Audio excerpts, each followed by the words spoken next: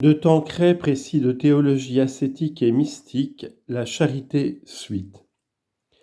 La pratique progressive de l'amour de Dieu. Principe général.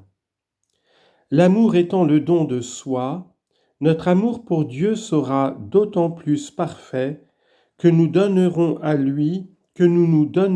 lui plus complètement, sans réserve, comme sans retour.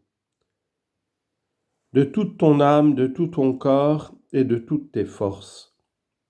Et comme sur terre on ne peut se donner sans se sacrifier, notre amour sera d'autant plus parfait que nous pratiquerons plus généreusement l'esprit de sacrifice par amour pour Dieu.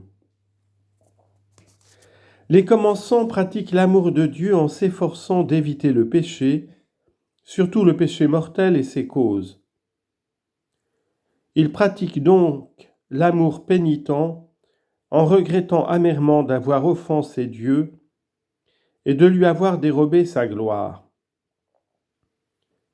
Cet amour produit deux effets. D'abord, il nous sépare de plus en plus du péché et de la créature à laquelle la délectation nous avait attachés. Ensuite, il nous réconcilie et nous unit à Dieu, non seulement en écartant le péché, le grand obstacle à l'union divine, mais en mettant dans notre cœur ces sentiments de contrition et d'humiliation qui sont déjà un commencement d'amour et qui, sous l'action de la grâce, se transforment parfois en amour parfait.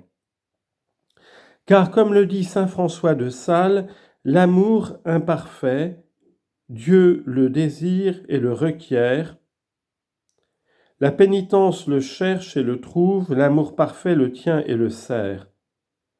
En tout cas, nos péchés nous sont remis d'autant plus complètement que notre amour est plus intense. Il pratique encore, en son premier degré, l'amour de conformité à la volonté divine, obéissant à ses commandements et à ceux de l'Église, et supportant vaillamment les épreuves que la Providence leur envoie pour les aider à purifier leur âme.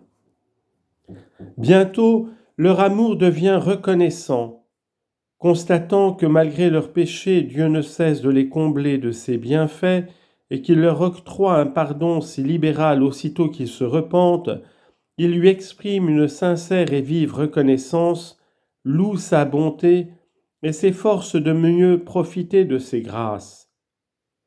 C'est là déjà un noble sentiment, une excellente préparation à l'amour pur.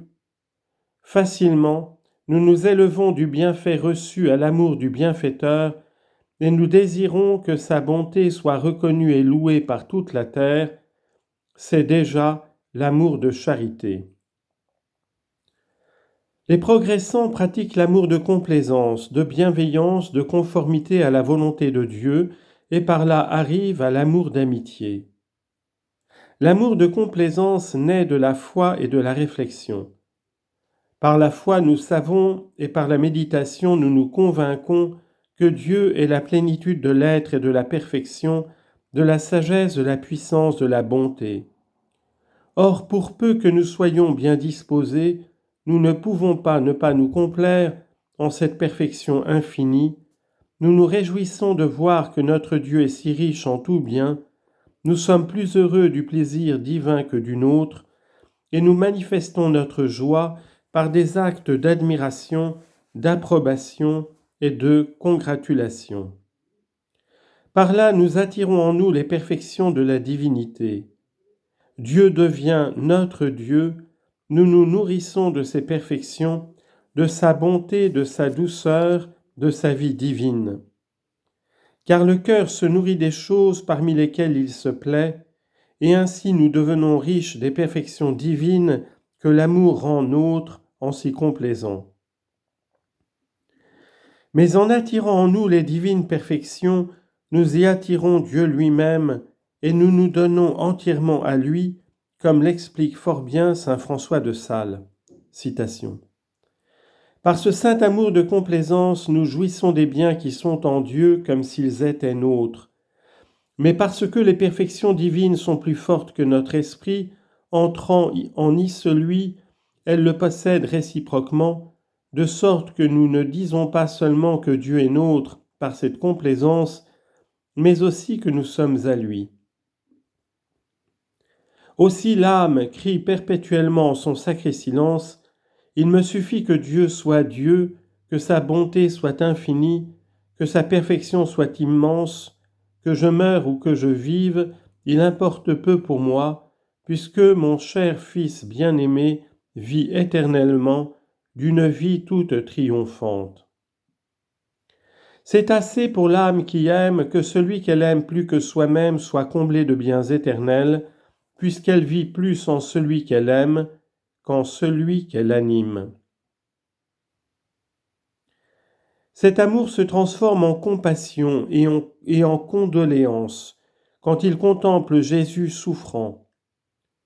Une âme dévote, voyant cet abîme d'ennui et de tristesse dans lequel ce divin amant est plongé, ne peut pas ne pas partager sa douleur saintement amoureuse.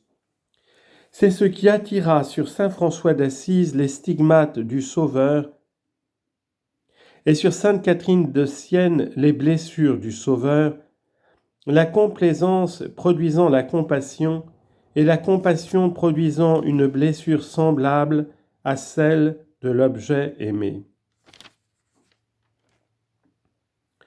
De l'amour de complaisance naît l'amour de bienveillance, c'est-à-dire un désir ardent de glorifier et de faire glorifier celui qu'on aime. Ce qui peut se pratiquer de deux façons à l'égard de Dieu.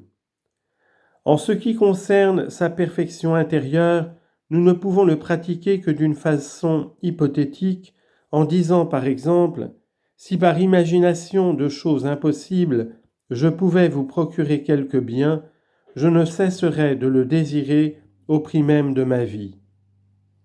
Si étant ce que vous êtes, vous pouviez recevoir quelque accroissement de bien, je vous le désirerais de tout mon cœur.